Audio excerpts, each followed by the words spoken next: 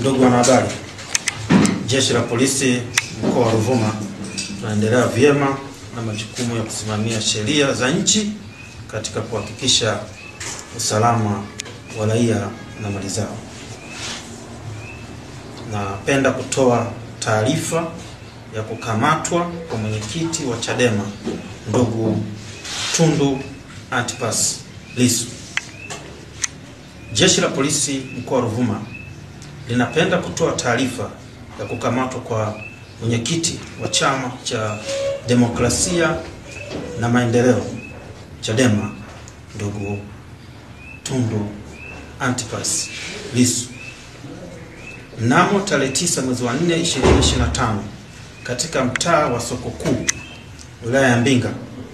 Jeshi la Polisi lilimkamata mwenyekiti huyo wa Chadema kufuatia tuhuma zilizokuwa zinapelelezwa za kufanya uchochezi wa kutofanyika kwa uchaguzi mkuu wa 2025. Mtuhumiwa huyo anahojiwa na Jeshi la Polisi juu ya tuhuma hizo huko Dar es Salaam. Jeshi la Polisi linatoa onyo kwa vyama vyote vya siasa kutotoa maneno ya uchochezi, kutotoa lugha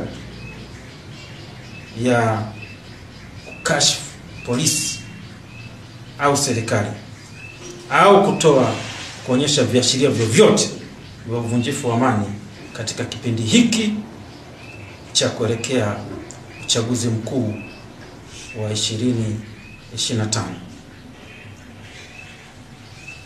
Na kwa yeyote ambaye tabainika kufanya vitendo hivyo, Jeshi la Polisi litamchukulia sheria